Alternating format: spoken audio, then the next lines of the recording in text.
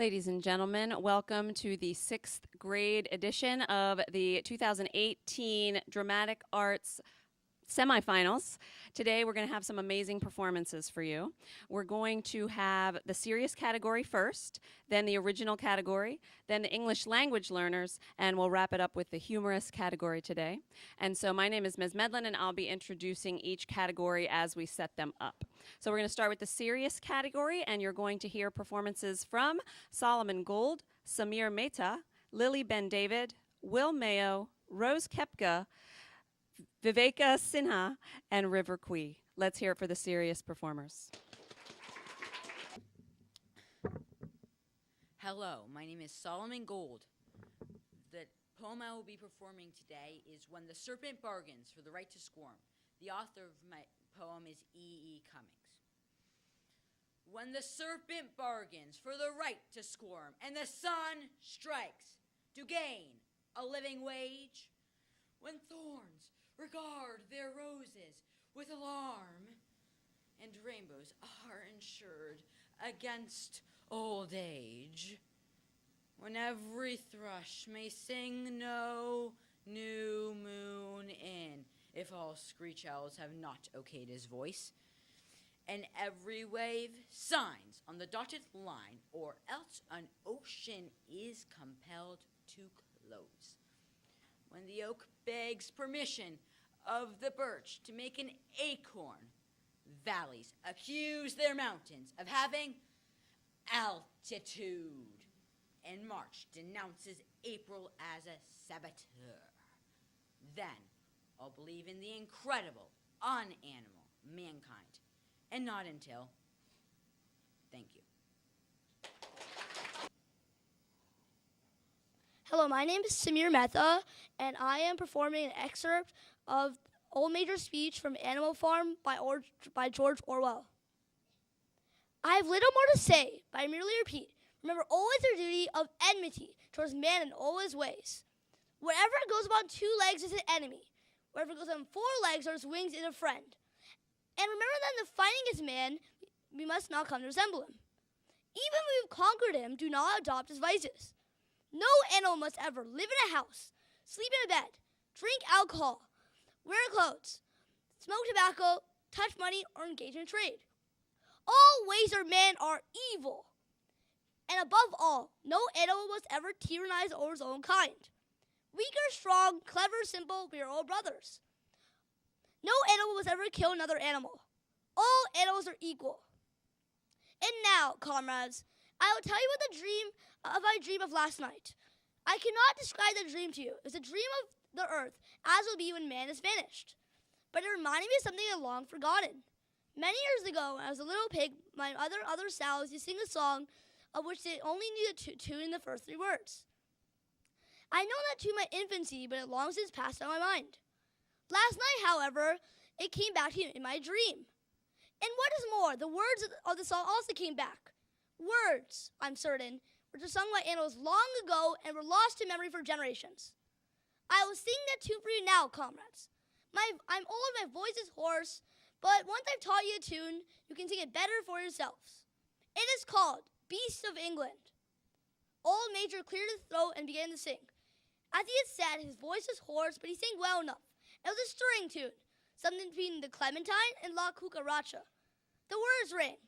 Beast of England, beast of Ireland, beast of every land and clime, hearken well and hearken to my joyful tidings of the golden future time. Soon or late the day is coming, tyrant man shall be overthrown, and the fruitful fields of England shall be trod by beasts alone. Rings shall vanish from our noses, harness from our back, bits and spurs shall rust forever, cruel whip no more shall crack. Riches more than mine can picture, wheat and barley, oats and hay, clover, beans, and mango wurzel shall be ours upon the day. Bright shall shine the fields of England, purer shall its waters be, sweeter yet shall blow its breezes on that day that sets us free. For that day we must all labor, though we die before a break. Beast of England, beast of Ireland, cows and horses, geese and turkeys, all must toil for freedom's sake. Beast of Ireland, beast of England, beast of every land and clime, hearken well and spread my tidings of the golden future time. That's it. Hi, I'm Lily Ben David, and I'll be doing a speech called This I Believe by Jackie Robinson. Whatever obstacles I have found made me fight all the harder, but it would have been impossible for me to fight at all except that I was sustained by the personal and deep-rooted belief that my fight had a chance. It had a chance because it took place in a free society. Not once was I forced to face and fight an immovable object. Not once was the situation so cast-iron rigid I had no chance at all. Free minds and human hearts were at work all around me, and so there was the probability of improvement. I think of future children now and know that they must still be prepared to face obstacles and prejudices. But I also know that they will never have to face some prejudices because other people have come before them. And to myself, I can say that, because progress is unalterable, many of today's dogmas will have vanished by the time they grow into adults. I can imagine saying to those children, there is a chance for you. No guarantee, but a chance. And this chance has come to be because there is nothing static with free people. There is no Middle Ages logic so strong it can stop the human tide from flowing forward. I do not believe that every person in every walk of life can succeed in spite of any handicap. That would be perfection. But I do believe, and with every fiber in me, that what I was able to attain came to be because we were able to put behind us, no matter how slowly, the dogmas of the past, to discover the truth of today, and perhaps find the greatness of tomorrow. I believe in the human race. I believe in the warm heart. I believe in man's integrity. I believe in the goodness of a free society. And I believe the society can remain good only as long as we are willing to fight for it, and to fight against whatever imperfections may exist. Thank you. Hi, I'm Will Mayo, and I will be performing the poem Caged Bird by Maya Angelou. The free bird leaps on the back of the wind and floats downstream till the current ends, and dips his wings in the orange sun rays and dares to claim the sky. But a bird that stalks down his narrow cage can seldom see through his bars of rage. His wings are clipped and his feet are tied, so he opens his throat to sing. The caged bird sings with a fearful trill of things unknown but longed for still, and his tune is heard on the distant hill, for the caged bird sings of freedom. The free bird thinks of another breeze, and trade winds soft through the sighing trees, and fat worms waiting on a dawn-bright lawn as he names the sky his own. But the caged bird stands on the grave of dreams. His shadow shouts, a nightmare screams. His wings are clipped and his feet are tied, so he opens his throat to sing. The caged bird sings with a fearful trill of things unknown but longed for still, and his tune is heard on the distant hill, for the caged bird sings of freedom. Thank you. My name is Rose Kepka. The title of my poem is Hope's Present by Rose Kepka. Dreams. Impossible to overcome defeat. Impossible to think that all you've done doesn't mean anything, doesn't make a difference, doesn't change a thing. Yet you keep on going till you have nothing left, nothing but the skin on your back and your heart slowly, briskly beating. But still, you keep at it, keep at it. In a tunnel of darkness, you reach out to the light of fulfillment, the light of progress. But you cannot have it. You try, but still, it shall not be fulfilled. But when you do make it, will you? Can you? How? Why? Why do you keep on going? In a tunnel of darkness, at the darkest point, when you feel as if you could never make it out, you look down into your left hand. You slowly, painfully unclench your fist, knuckles white from holding it so tight. And in your hand, you see a small, glowing substance. It is hope. It is what has kept you going all this time. So you hold it tight and let it lead the way, fulfilled. It is your dreams that do all the work, but it is your hope that keeps you going. Thank you. Hi, I'm Viveka Sinha, and this poem is called Still I Rise by Maya Angelou, and it's in the serious category. You may write me down in history with your bitter, twisted lies. You may trod me in the very dirt, but still, like dust, I'll rise. Does my sassiness upset you? Why are you beset with gloom? 'Cause I walk like I've got oil wells pumping in my own living room. Just like moons and like suns, with the certainty of tides, just like hopes springing high, still I'll rise. Did you want to see me broken? Bowed head and lowered eyes, shoulders falling down like teardrops, weakened by my soulful cries. Does my haughtiness offend you? Don't you take it awful hard, 'cause I laugh like I've got gold mines digging in my own backyard. You may shoot me with your words, you may cut me with your eyes, and you may kill me with your hatefulness, but still, like air, I'll rise. Out of the hut of history's shame, I rise. Up from a past that's rooted in pain, I rise. I'm a black ocean, leaping and wide, welling and swelling, I bear in the tide. Leaving behind nights of terror and fear, I rise. Into a daybreak that's wondrously clear, I rise. Bringing the gifts that my ancestors gave, I am the dream and the hope of the slave. I rise, I rise, I rise. Thank you.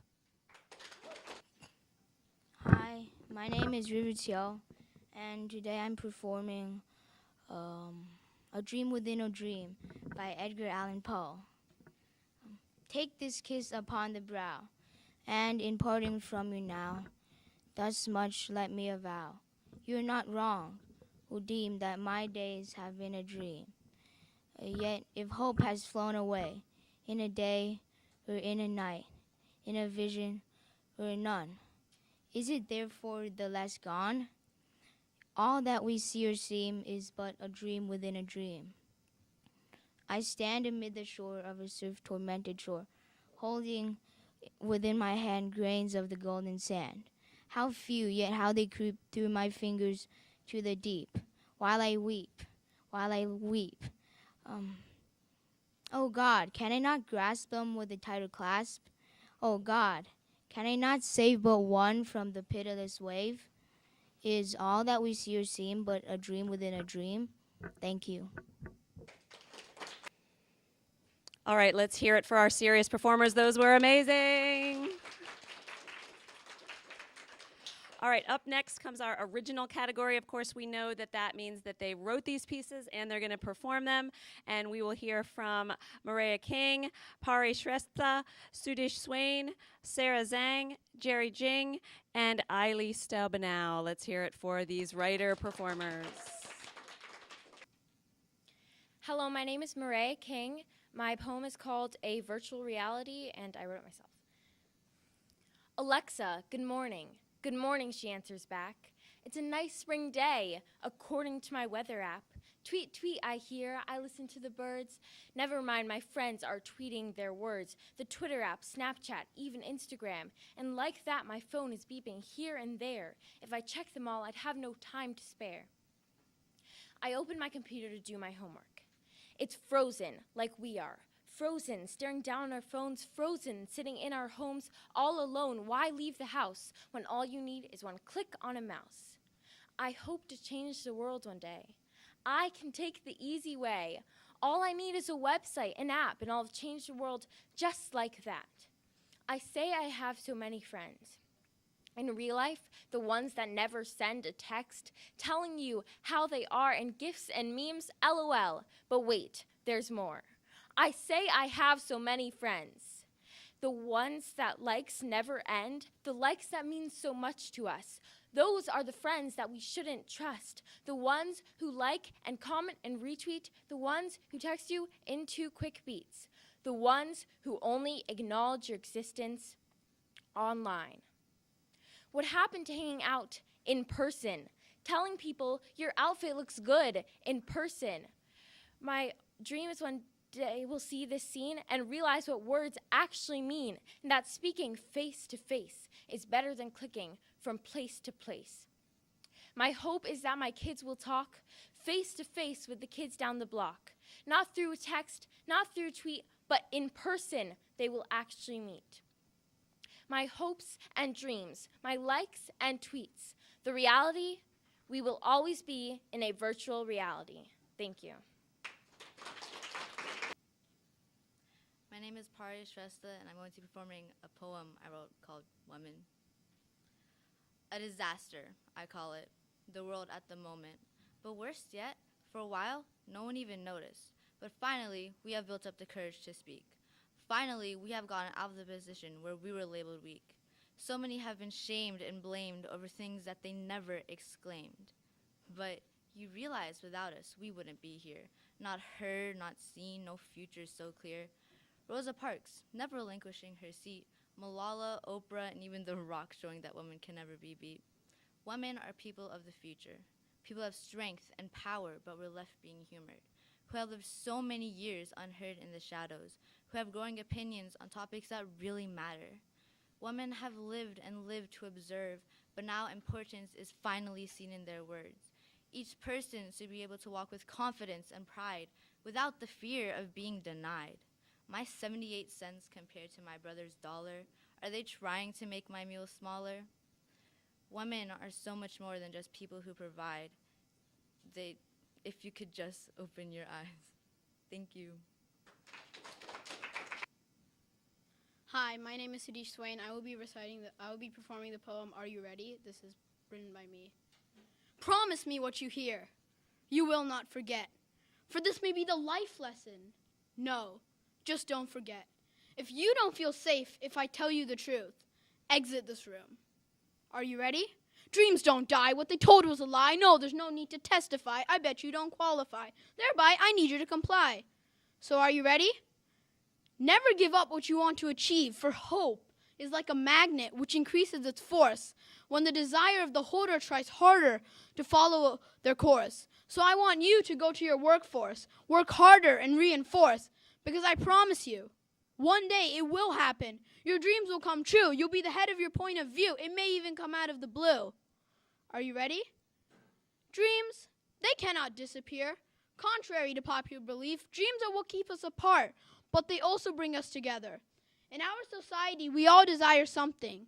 It could be world peace or for the war to cease, but it doesn't matter because all you have to do is believe. Believe in what you dream, and that is what we all need. So are you ready? Thank you. Hi, I'm Sarah Zhang, and I'll be performing Hopes and Dreams, written by myself. Roses are red, violets are blue. Follow your dreams, they might come true. But roses have thorns, violets aren't blue.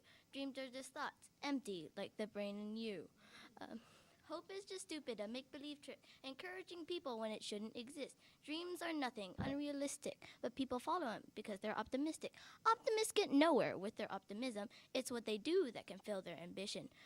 Dreams can be forgotten, hopes can be too, where people just give up but still have things to do. Hope is not going to wash away your troubles. Only you could attempt that, even if you have to struggle. Dreams and nightmares, very similar things, so go follow a nightmare. There's no difference it brings. Eventually, everything goes. People all die, just like their hopes. Hopes and dreams. What do? They accomplish nothing, sort of like you. Thank you. Hello, my name is Jerry Jing. The poem I'll be performing today is So Many Question Marks. This is an original poem. Where am I? What am I doing here? What is this uneasy feeling? So many questions. Whoosh! What was that? Crash! That hurt! What just hit me? As I was trying to process this, a shadow casted over me. I barely got a glimpse before this creature dashed back into the woods. Ouch! I just realized the cut on my arm. Blood was pouring out as fast as a stream slipping between stones. This could not keep on. I have to get out of here, or I will surely die a very bloody death. All I can do now is run. Forward, I ran and ran as fast as my legs could take me. Thump, thump, thump, thump. What was that sound? Is this creature chasing me? Am I fast enough to get away? What is this creature anyways? Should I look back? Slowly, I tilted my head backwards. Boom! I sat up, sweating and panting, to realize it was just a dream. Thank you. Hello, I'm Eiley Stopina. My poem is called Elements, written by myself, and it is in the original category. When I lie down to rest, my head is one big mess. But in that mess, there is a nest, tucked behind my last test. In the nest, there is a dream, supported by a tall, strong beam. The dream gleams, though it may seem extreme. This dream has a certain theme. The dream inside is as soft as cream. Sometimes the dream will make you scream, but sometimes it flows as quietly as a stream. Dreams are a different language we somehow don't understand, but somehow I know that they are planned. A dream can be found in a foreign land or in the palm of your hand. Be careful with your dreams, because they may not come true. You have to know what to do. No matter how odd or broad your dream may be, hang on to your dreams, because they may come true. But remember, your dream belongs to you. Thank you. All right, let's hear it for those student writer performers in the original category. So good. I am always glad I don't have to be a judge. All right, we've got the English language learner category up next, and in that category you will hear from Baruch Alameyu and Anita Conte. Let's give it up. Hi, my name is Brooke, and I'll be presenting a poem named Smart by Shel Silverson. Smart. My dad gave me $1 bill, 'cause I'm the smartest son. And then I swapped it for 2 shiny quarters, 'cause 2 is more than 1. And then I took the quarters and traded them to Lou for 3 dimes. I guess he didn't know that 3 is more than 2. And just then, along came an old blind bait. And just 'cause he couldn't see, he gave me 4 nickels for my 3 dimes, and 4 is more than 3. And then I took the nickels to hire my comps down at the seed feed store, and the fool gave me 5 pennies for them, and 5 is more than 4. And then I went and showed my dad. He got red on the cheeks, closed his eyes, shook his head. Too proud of me to speak. Thank you. Hi, my name is Anita, and I'm reciting a poem named The Blind Boy by Kolesiba. Ho say, what is that thing called light that I shall never enjoy? What are the blessings of the sight? Oh, tell your poor blind boy. You talk of wondrous things you see, you say the sun shine bright.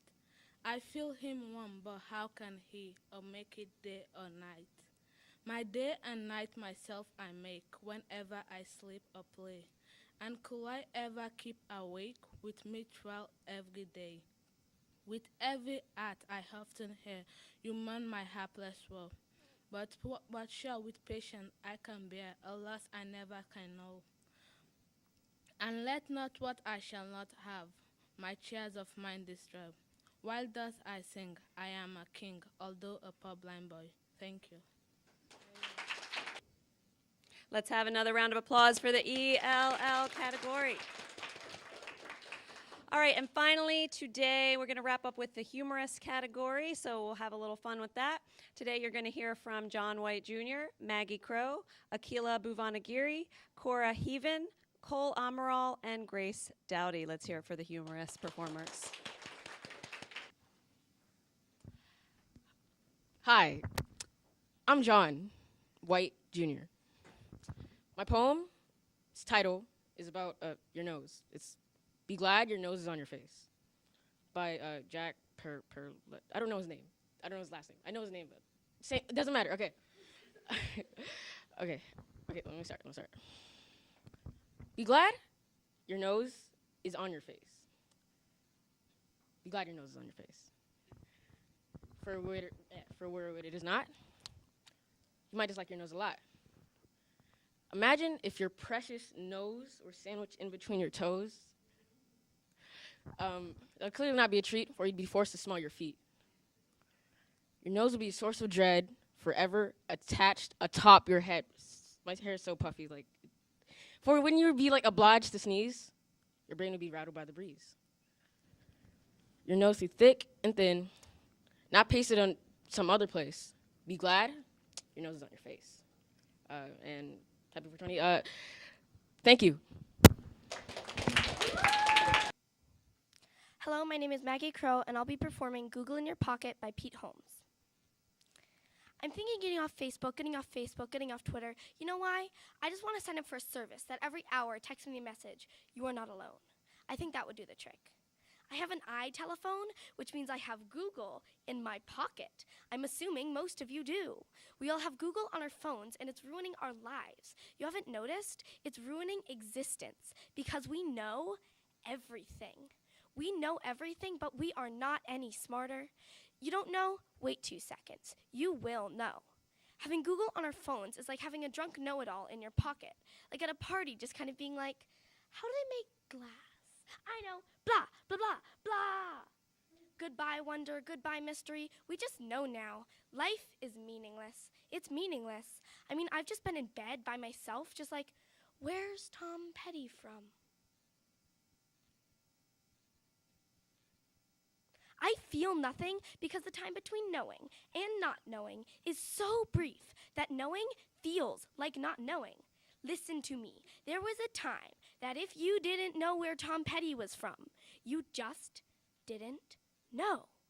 I mean, you would walk around and ask actual living people that you would run into in front of bakeries, like, where's Tom Petty from? I don't know. Feels like California. Is it California? I don't know. Until one fateful day, you'd walk up to someone wearing a Heartbreakers t-shirt and you'd ask them, where's Tom Petty from? And they'd tell you, Florida. And a wave would wash over you of meaning and accomplishment and joy. And that's how you meet the love of your life. Do you understand me? Your wedding song will be Refugee. And all because you had an actual conversation with an actual person. But you won't. You will never have a real conversation, and you won't meet the love of your life because Google is ruining our lives. Thank you. Hello, my name is Akila Bhavani Giri, and I'll be reciting Little Red Riding Hood and the Wolf by Roald Dahl. This poem falls under the humorous category. As soon as Wolf began to feel that he would like a decent meal, he went and knocked on Grandma's door. When she opened it, she saw the sharp white teeth, the horrid grin, and Wolfie said, "May I come in?" Poor Grandmama was terrified. "He's gonna eat me up," she cried, and she was absolutely right. He ate her up in one big bite, but Grandmama was small and tough, and Wolfie wailed, "That's not enough. I haven't yet begun to feel that I have had a decent meal." He ran around the kitchen yelping, "I've got to have a second helping." Then added with a frightful leer, "Therefore I'm going to wait right here till little Miss Red Riding Hood comes home from walking in the woods." He quickly put on Grandma's clothes. Of course he hadn't eaten those. He dressed himself in coat and hat and put on shoes, and after that he even combed and curled his hair and sat himself in Grandma's chair. In came the little girl in red. She stopped, she stared and said, "What great big eyes you have, Grandma." "All the better to see you with," the wolf replied. "What great big ears you have, Grandma," Little Red Riding Hood said. "All the better to hear you with," the wolf replied. He sat there watching her and smiled. He thought, "I'm going to eat this child. Compared to her old grandmama, she's gonna taste like caviar." But Grandma, Little Red Riding Hood said, "What a big, lovely, furry coat you've got on." "That's wrong," Wolf cried. "Have you forgotten it to tell me what big teeth I've got?" "Ah, no matter what you say, I'm going to eat you anyway." The small girl smiles. When eyelid flickers, she whips the pistol from her knicker. She aims it at the creature's head, and bang, bang, bang, she shoots him dead. A few weeks later, in the wood, I came across Miss Riding Hood. But what a change, no cloak of red, no silly hood upon her head. She said, "Hello, and please do note my lovely furry wolfskin coat." Thank you.